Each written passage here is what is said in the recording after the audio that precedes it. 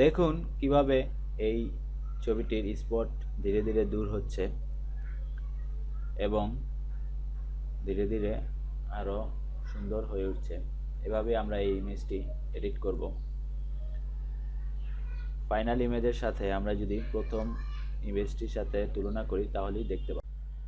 এই ছবিটিকে আমরা বিভিন্নভাবে এডিট করে ফাইনালি এই ছবিতে রূপান্তর করব। চলুন শুরু করা যাক। আমরা প্রথমেই কন্টেন্ট অ্যাওয়ার এই অপশনটির ব্যবহার জানব। ধরুন আমরা এই নাকটি সিলেকশন করব। সিলেক্ট করার পরে আমরা এটি রোটেট করতে চাই। রোটেট করতে সিলেক্ট মেনুতে গিয়ে ট্রান্সফর্ম সিলেকশন, এখান থেকে এভাবে আপনি খুব সহজেই যে কোনো সিলেকশন রোটেট করতে পারেন। এখন এর ভিতরের অংশটিকে আমরা এডিট করব কন্টেন্ট অ্যাওয়ার। এটা জাস্ট আমরা পরীক্ষার জন্য দেখাচ্ছি। এডিট মেনুতে গিয়ে ফিল এই অপশনটি পাবেন। এখান থেকে ইউজ কন্টেন্ট অ্যাওয়ার, ওকে।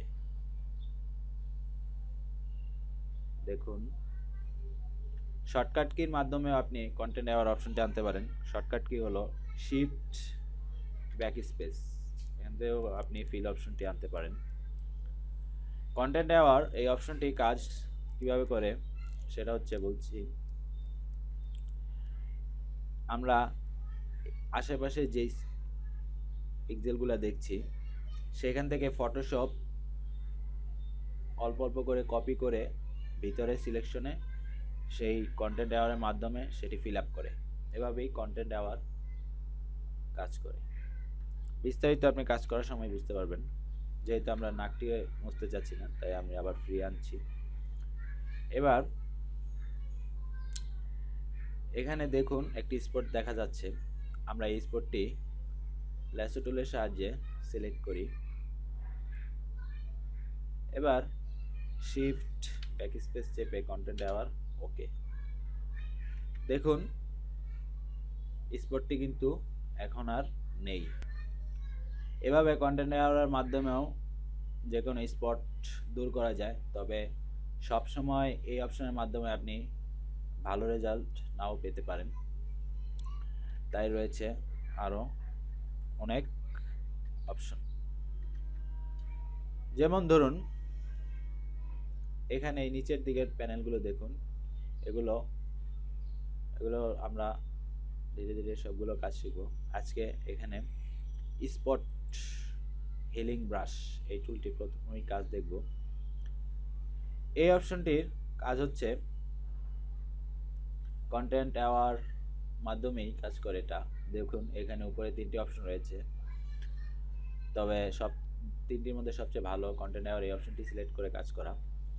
এটি আপনি যখন ক্লিক করবেন, যেমন ধরেন আমরা এই স্পটটি ক্লিক করছি, এটি আশেপাশের পিক্সেল থেকে কপি করে সেই স্পটটি দূর করবে।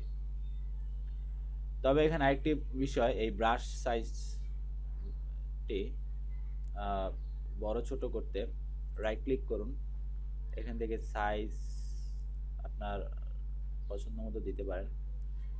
আর স্পেসিং এই অপশনটি হচ্ছে আপনার যেই সিলেকশনে স্পট দূর করবেন সেটির রাফনেসটি কমানোর জন্য বা বাড়ানোর জন্য এই অপশনটি ব্যবহার করতে পারেন। আমরা এটি 10 দিচ্ছি, তারপর এন্টার দিচ্ছি।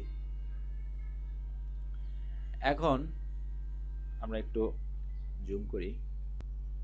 শর্টকাট কির মাধ্যমেও আপনি এই কার্সরের সাইজ বড় ছোট করতে পারেন।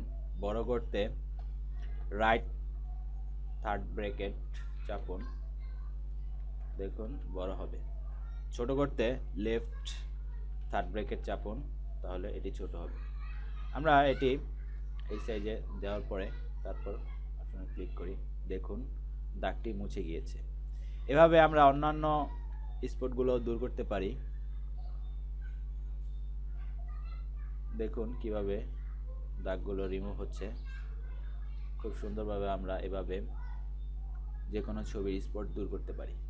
তবে সব ক্ষেত্রে এই টুলটিও কাজ করবে এমন নয়। যেমন ধরুন আমরা এই চুলের অংশটি মুছতে চাই, সেক্ষেত্রে আমরা যদি এভাবে ড্র্যাগ করে চুলটি সিলেক্ট করি, দেখুন এখানে একটি দাগ হয়ে গিয়েছে, মানে বুঝাই যাচ্ছে যে এখানে এডিট করা হয়েছে। সো এখানে এডিট করতে আমরা হিলিং ব্রাশ টুল এই অপশনটি ব্যবহার করব। বাই ডিফল্ট স্যাম্পল এগুলোই থাকবে। এটি আপনি যদি অন্যটির মতো ক্লিক করেন তাহলে এমন একটি এরর দেখবে। এটি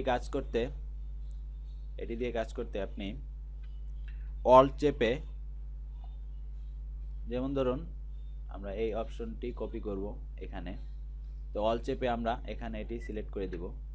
তারপর এভাবে আমরা দেখে তারপর একটু ছোট করে ক্লিক করব। দেখুন এখানে চুলটি মুছে গিয়ে সুন্দরভাবে সেই জায়গাটি ফিল আপ হয়ে গিয়েছে। অর্থাৎ এটি কাজ করে আপনি অল চেপে যখন আপনি স্যাম্পল সিলেক্ট করে দিবেন, সেই পিক্সেলের মতোই আপনি যেখানে ব্রাশ দিয়ে ক্লিক করবেন সেখানে সেই পিক্সেলটি কপি হবে। যেমন ধরুন আমরা বাকি এই চুলটো মুছবো, এভাবে আমরা সিলেক্ট করি, দেখুন মুছে গিয়েছে। এখন আমরা এভাবে যদি পুরো চুলটি মুছতে চাই, অ্যালাইন স্যাম্পলটি সিলেক্ট করে ক্লিক, তারপর শিফট ক্লিক, দেখুন খুব সুন্দরভাবে সেই চুলটি মুছে গিয়েছে। আবার shift click, shift click, shift click, দেখুন এভাবে খুব সুন্দরভাবে আপনার স্পট রিমুভ করতে পারেন। এখানে আপনার সেই অ্যালাইন স্যাম্পলটি অফ করে তারপর অল চেপে আপনি এখানে উপরে স্যাম্পল সিলেক্ট করে দিন, তারপর এভাবে কাজ করুন।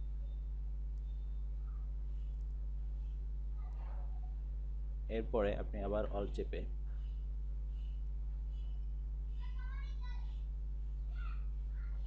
এখানে এডিট করুন।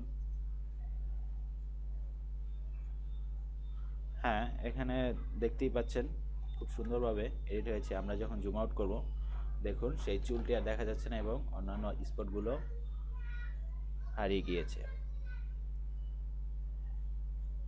এভাবে আমরা খুব সহজে স্পট টুল, হিলিং স্পট টুলের মাধ্যমে দাগ রিমুভ করতে পারি। তবে অন্যান্য আরও অপশন রয়েছে যেটি আমরা পরে আলোচনা করব। দেখুন পূর্বে এমন ছিল এবং এখন এডিট করার পর এমন হয়েছে। অন্যান্য সমস্যাও আমরা পরবর্তী পর্বে ঠিক করব, সাথেই থাকুন।